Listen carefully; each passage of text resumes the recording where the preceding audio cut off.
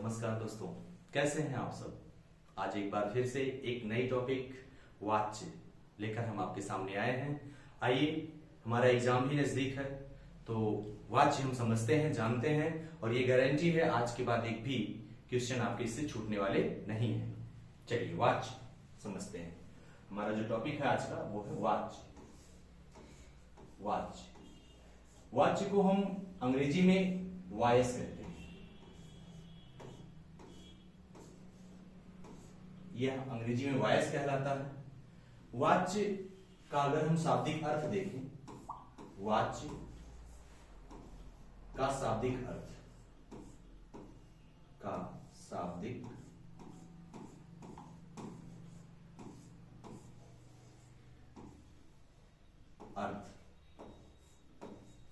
तो वाच्य का जो शाब्दिक अर्थ होता है वो होता है, वाच्य का शाब्दिक अर्थ होता है बोलने का विषय।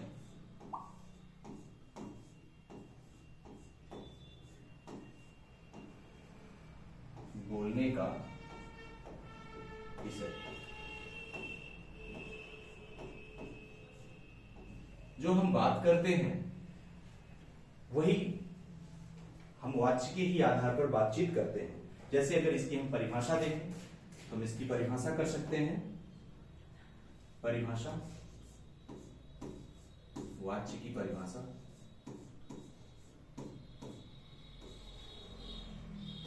जहां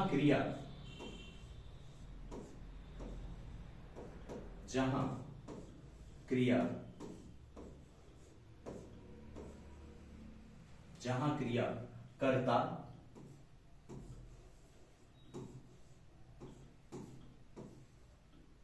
कर्म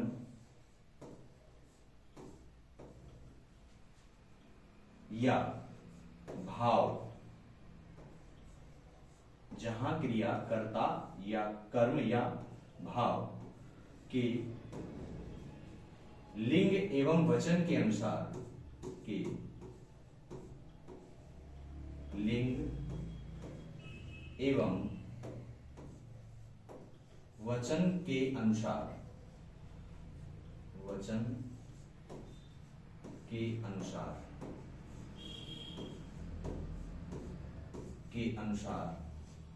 प्रयुक्त हो, या हम कह सकते हैं आए, प्रयुक्त हो, या इसको हम कह सकते हैं आए।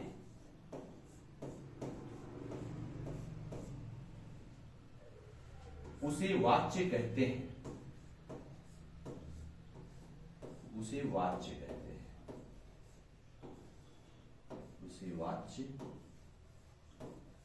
कहते हैं।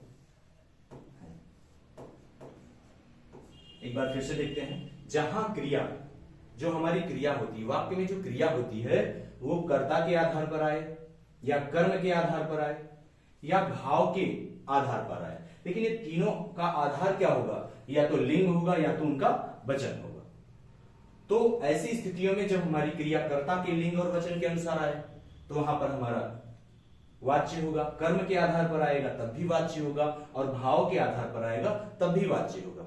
और इस तरीके से जो हमारी वाच्य है इसको तीन भागों में बांट दिया गया है। प्रमुख रूप से इसको दो भागों में किया गया है। इसका प्रमुख जो भाग है, प्रमुख भाग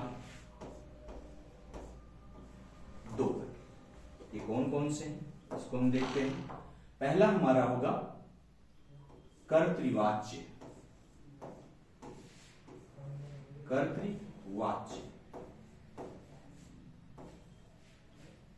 और जो हमारा दूसरा होगा, ये हमारा पहला हो गया, हमारा दूसरा हो जाएगा आकर्तृवाच्य।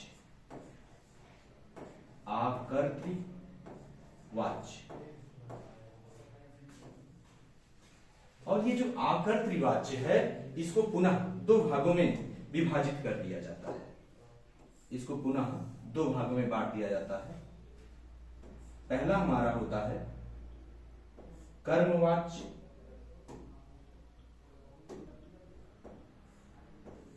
पहला हमारा होगा कर्मवाच्य दूसरा हमारा होगा भाववाच्य। भाववाच्य। अब तक हमने क्या जाना कि वाच्य किसे कहते हैं।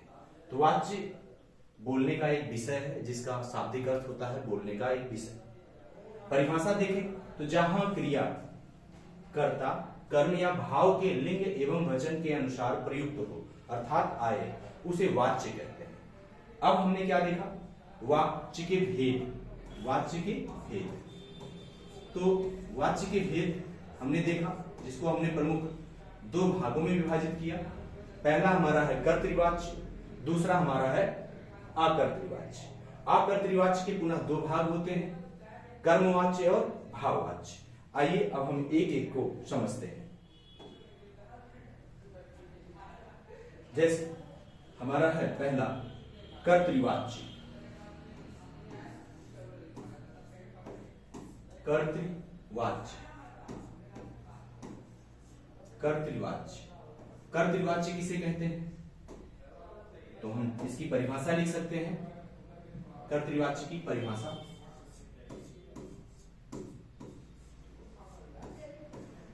कर्तृवाच्य की परिभाषा है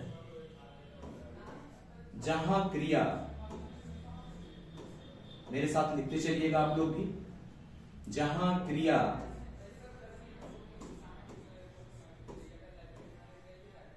कर्ता, जहां क्रिया कर्ता के लिंग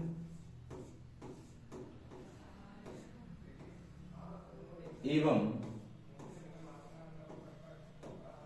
वचन के अनुसार, लिंग एवं वचन के अनुसार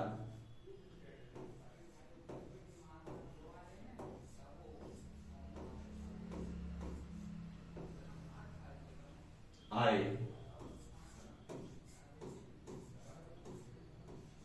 जहां क्रिया कर्ता के लिंग एवं वचन के अनुसार आए वहां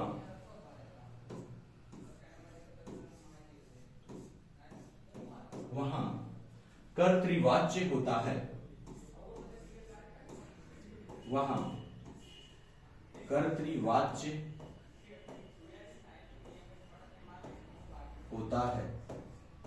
वहां कर्तृवाच्य होता है। सामान्य सी बात कि जब हमारी क्रिया कर्ता के लिंग और वचन के अनुसार प्रयुक्त हो या उसमें कोई परिवर्तन हो तो वहां पर कर्तृवाच्य होता है। उदाहरण से हम साफ करते हैं, जैसे उदाहरण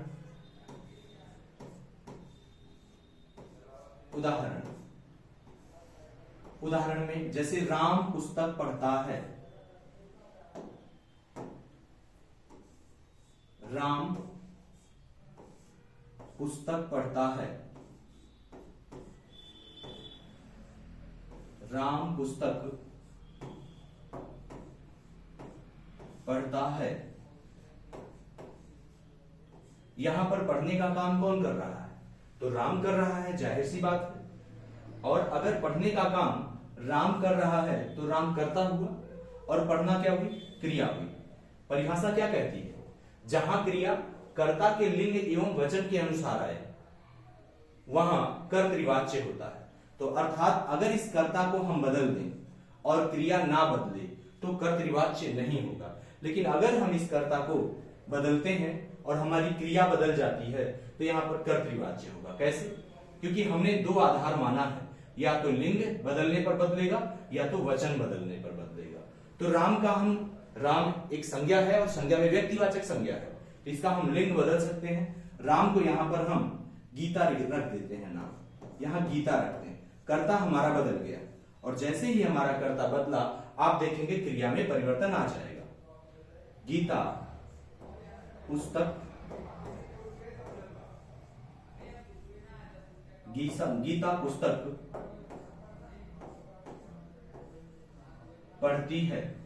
यहां पर क्रिया में तुरंत परिवर्तन आया कि गीता, अब तक था कि राम पुस्तक पढ़ता है, लेकिन जैसे ही हमने कर्ता का लिंग बदला वैसे ही आ गया, हमारी क्रिया भी परिवर्तित हो गई, अर्थात हमारी क्रिया भी स्त्रीलिंग हो गई।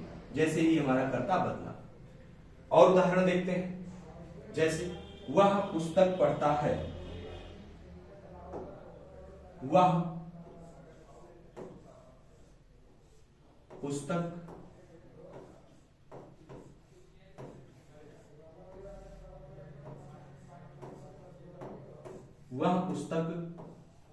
पढ़ता है। हमारा कर्ता वह है और व्याकरणिक दृष्टि से देखा जाए तो वह एक सर्वनाम है। वह का बहुवचन हम कर दें तो वह का बहुवचन क्या होगा? वे। तो यहां हम जैसे ही कर्ता का परिवर्तन करते हैं वे, तो यहां हमारी क्रिया भी बहुवचन में हो जाएगी। जैसे वे पुस्तक पढ़ते हैं, वे पुस्तक पढ़ते हैं, वे पुस्तक पढ़ते हैं। जैसे जैसे हम अपने कर्ता को बदलेंगे, चाहे लिंग के आधार पर चाहे वचन के आधार पर, वैसे ही हमारी क्रिया में परिवर्तन आ जाएगा। जैसे हमारा जो ये वह शब्द है हमारी हिंदी में अंग्रेजी से बिल्कुल अलग है। अंग्रेजी में क्या होता है कि वह के लिए, पुरुष के लिए ही, तो स्त्री के लिए सी का कॉन्सेप्ट रखा गया है। लेकिन यहां पर जो हमारे यहाँ हिंदी में लिंग का जो निर्धारण होता है वह हमेशा क्रिया के आधार पर होता है। लिंग का निर्धारण और वचन का भी निर्धारण हम एक प्रकार से कहें तो क्रिया का ही आधार लिया जाता है। आगे हम देखते हैं, जैसे पुनीता ने कार चलाई, पुनीता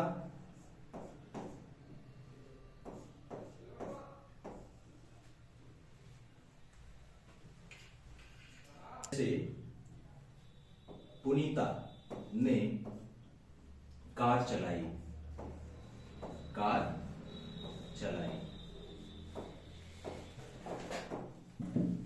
इस बात का ध्यान रखिएगा कि जैसे कर्ता के तुरंत बाद अगर ने शब्द आता है, ने कारक चिन्ह आता है, तो वहां पर और उसी कर्ता के अनुसार क्रिया चल रही है तो वहां पर भी कर्तृवाच्य ही होगा। जैसे हम गाने सुनते हैं, हम गाने सुनते हैं, गाने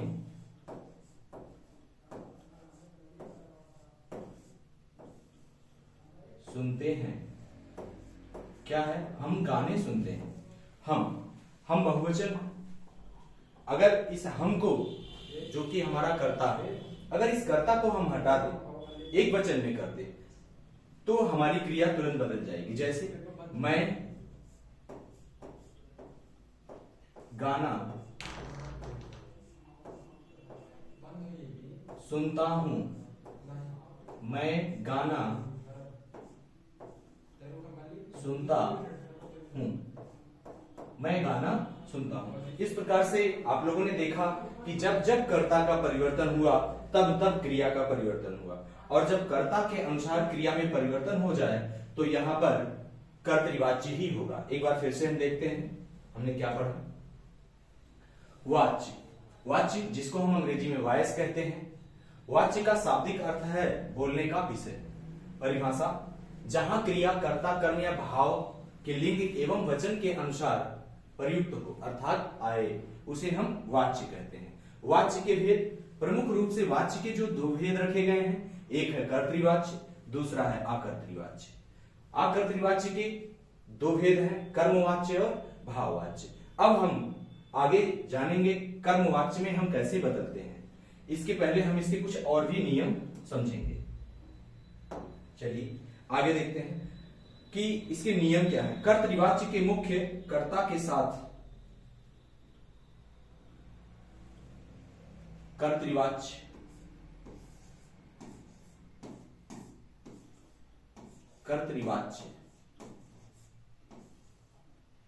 में कर्ता के साथ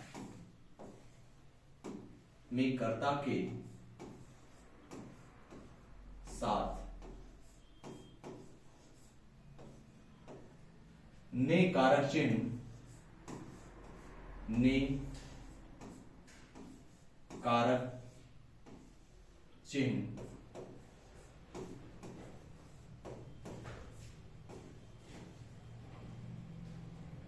कभी आता है, कभी आता है और कभी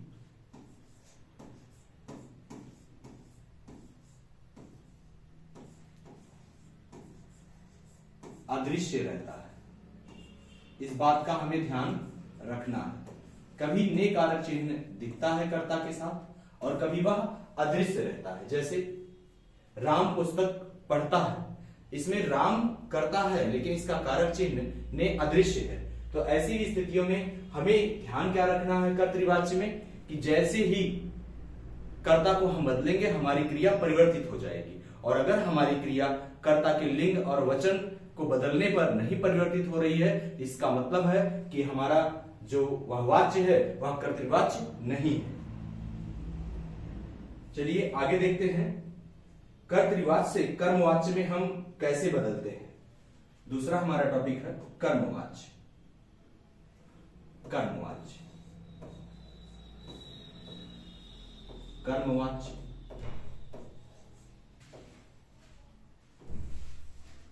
कर्मवाच्य हम जानेंगे। पहले इसकी परिभाषा जानते हैं।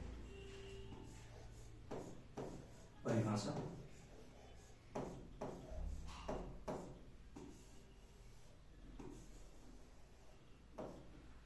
जहां क्रिया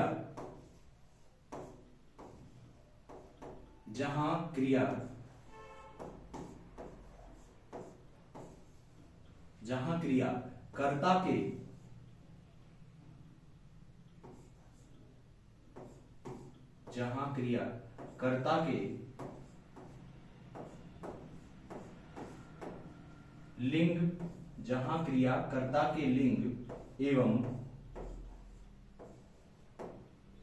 वचन जहां क्रिया कर्ता के लिंग एवं वचन के अनुसार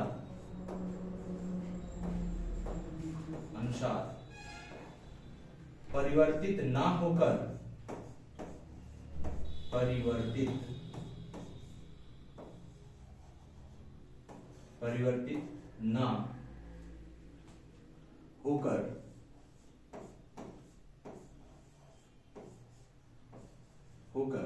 कर्म के लिंग एवं वचन के अनुसार परिवर्तित होकर कर्म के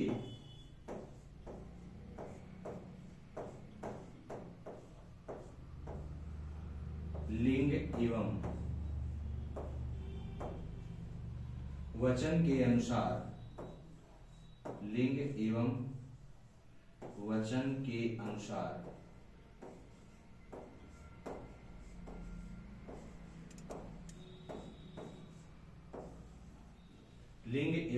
के अनुसार परिवर्तित हो।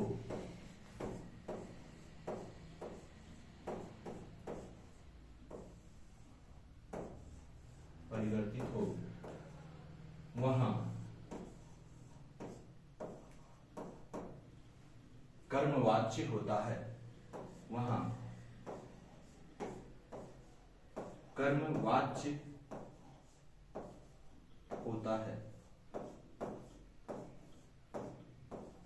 वहां कर्मवाच्य होता है।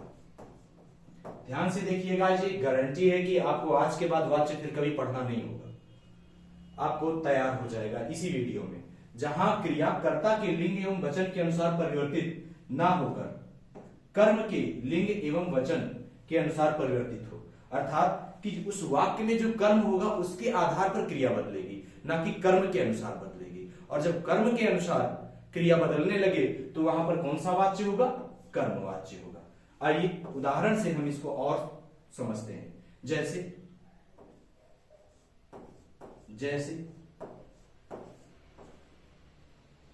राम के द्वारा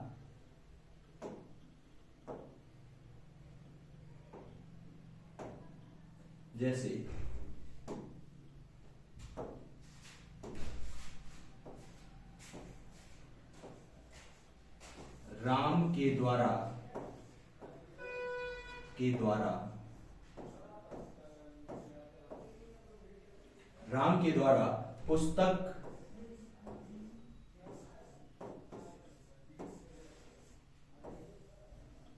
पढ़ी जाती है, राम के द्वारा पुस्तक पढ़ी जाती है। यहां पर अगर हमें यह पता करना है, हमें यह नहीं लग रहा है कि ये कर्तृवाच्य है कि कर्मवाच्य है, तो हम पहले कर्ता बदल देते हैं। कर्ता राम पुल्लिंग है, यहां पर हम सीता कर दें, तो सीता के द्वारा पुस्तक पढ़ी जाती है, तब भी क्रिया हमारी नहीं बदल रही है। अच्छा, हम यहां पर उसके लगा देते हैं कर्ता के स्थान पर, उसके द्वारा पुस्तक पढ़ी जाती है, फिर भी क्रिया में कोई परिवर्तन नहीं हो रहा है। इससे यह क्लियर है, साफ हो गया कि जब हम कर्ता बदल रहे हैं तो हमारी क्रिया नहीं बदल रही है। इसका मतलब यह कर्तृवाच्य तो हो नहीं सकता। दूसरा, अब हम कर्म की तरफ आते हैं।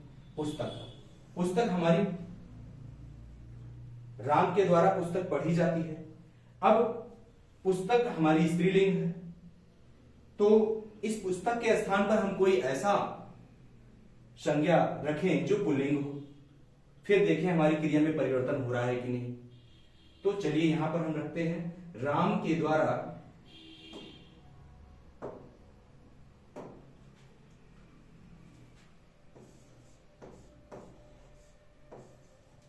राम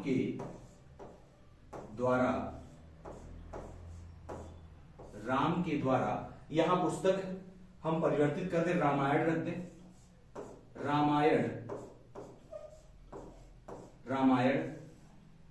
तो जैसे ही हम यहां रामायण लिखेंगे वैसे ही हमारी क्रिया बदल जाएगी, क्योंकि अब क्या है, यह जो हमारा कर्म है इसका हमने लिंग परिवर्तित कर दिया।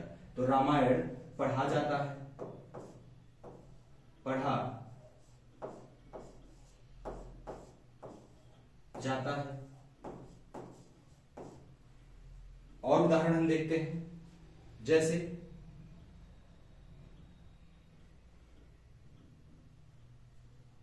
लक्ष्य पुस्तक पढ़ता है।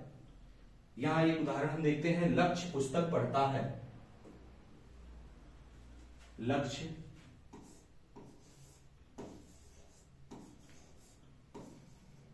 पुस्तक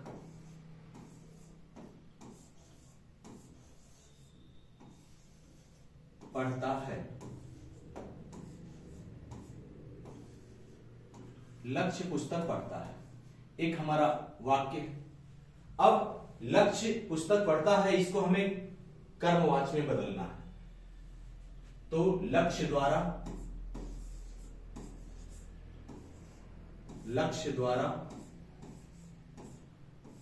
पुस्तक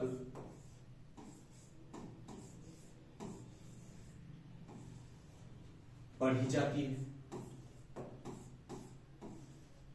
पढ़ी जाती है। तो हम जो हमारा वाक्य कर्तृवाच्य में था उसे हम कर्मवाच्य में भी परिवर्तित कर सकते हैं, लेकिन हमें एक बात का ध्यान रखना होगा कि जो हमारा कर्तृवाच्य का वाक्य होगा वह सकर्मक होना चाहिए। अगर वह वाक्य सकर्मक नहीं होगा तो कभी भी हम उसको कर्मवाच्य में नहीं बदल सकते, कर्मवाच्य में नहीं बदल सकते अगर वह वाक्य सकर्मक नहीं है। और अगर कर्तृवाच्य का वाक्य सकर्मक है तब हम उसे कर्मवाच्य में बदल सकते हैं। एक नियम है कि जो कर्तृवाच्य होता है वह उसकी जो क्रिया होती है वह सकर्मक भी हो सकती है और अकर्मक भी हो सकती है, लेकिन जो कर्मवाच्य की जो क्रिया होती है वह सर्वथा सकर्मक होती है। तो चलिए कुछ हम नियम जानते हैं कर्तृवाच्य से कर्मवाच्य में बदलने के लिए। नियम नंबर 1 लिखेंगे। नियम नंबर 1,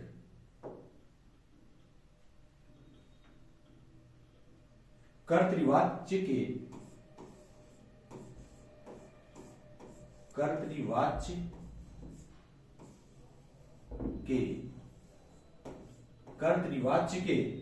मुख्य कर्ता के साथ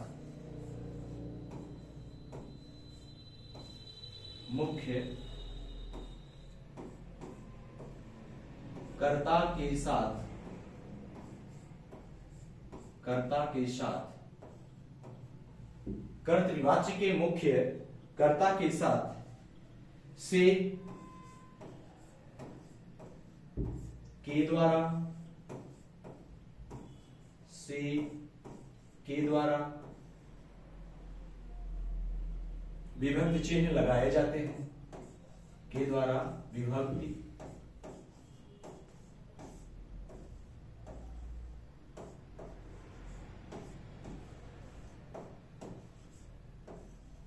चिन्ह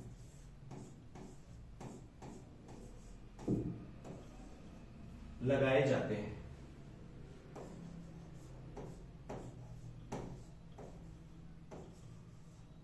कहने का तात्पर्य यह है कि जब हम कोई वाक्य कर्तृवाच्य में हो और उसे हम कर्मवाच्य में बदलना चाहते हैं, तो जो मुख्य कर्ता है, आपने देखा लक्ष्य जो हमारा कर्ता था, इसके साथ से या के द्वारा लगाया जाता है। तो यहां लगाया गया, क्या लगाया गया? लक्ष्य द्वारा। दूसरा नियम हम देखेंगे, कर्तृवाच्य की मुख्य क्रिया। दूसरा नियम हमारा क्या हो जाएगा? कर्तृवाच्य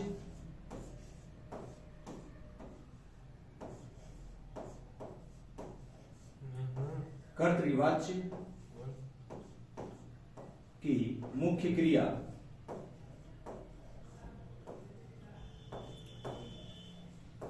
कर्तृवाच्य की मुख्य क्रिया, जो हमारे कर्तृवाच्य की मुख्य क्रिया क्या थी? यहां पढ़ता है या पढ़ना थी।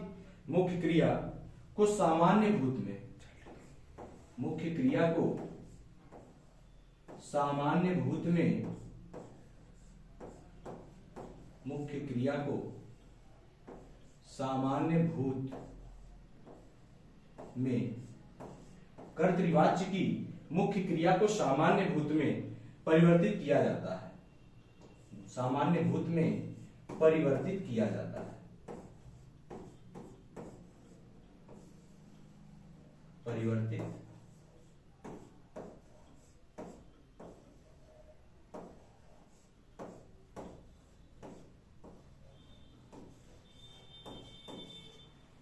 परिवर्तित किया जाता है। यहां पर जैसे आपने देखा कि लक्ष्य द्वारा पुस्तक पढ़ी जाती है, और क्या है? कर्मवाच्य की क्रिया के लिंग वचन। तीसरा हमारा नियम होगा, कर्मवाच्य की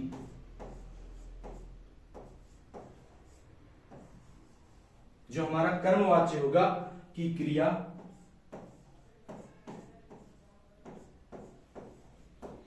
कर्मवाच्य की क्रिया के लिंग वचन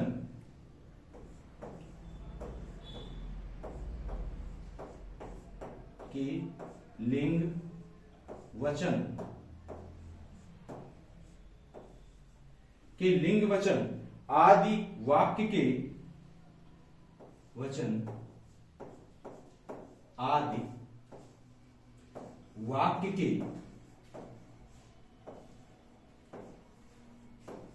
के कर्म के अनुसार, वाक्य के कर्म के अनुसार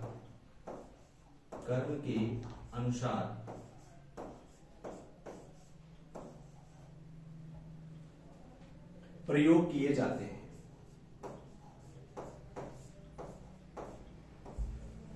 प्रयोग किए जाते हैं।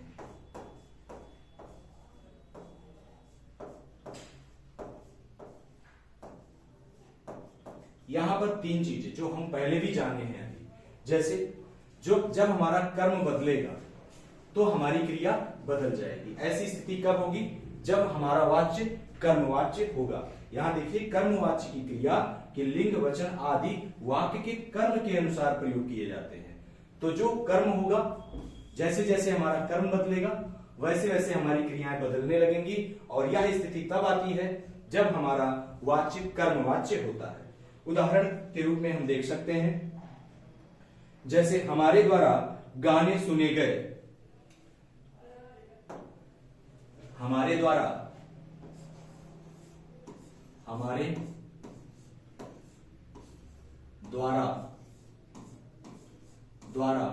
गाने सुने गए, गाने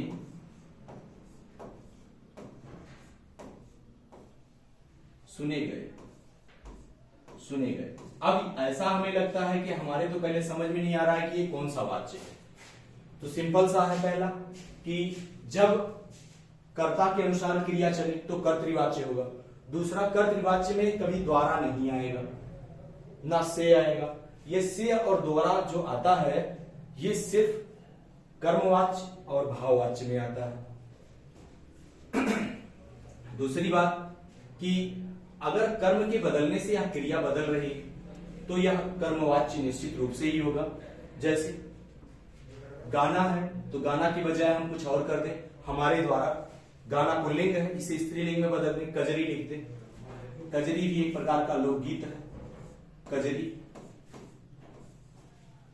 तो जैसे ही हम यहां कजरी करेंगे वैसे ही जो हमारी क्रिया है वह बदल जाएगी। देखते हैं, हमारे द्वारा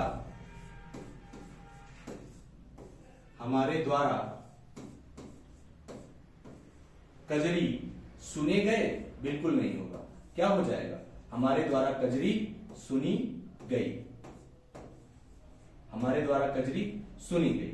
और उदाहरण हम देखते हैं, जैसे अमोघ चित्र बनाता है, अमोघ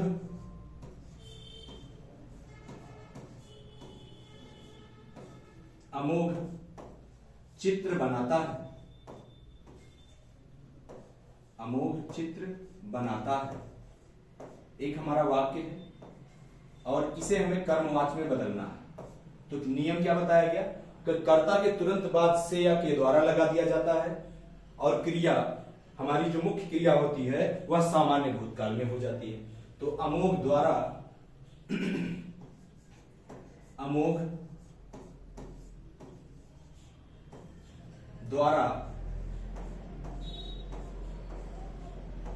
चित्र बनाया गया।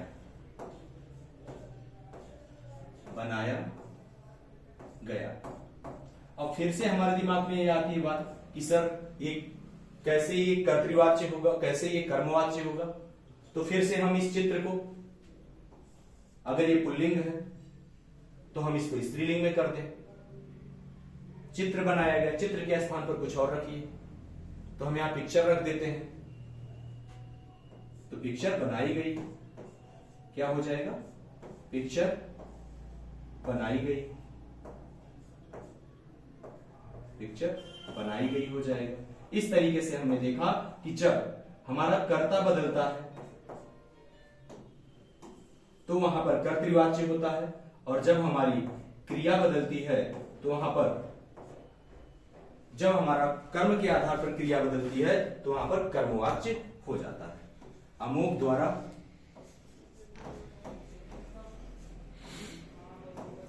द्वारा पिक्चर बनाई गई।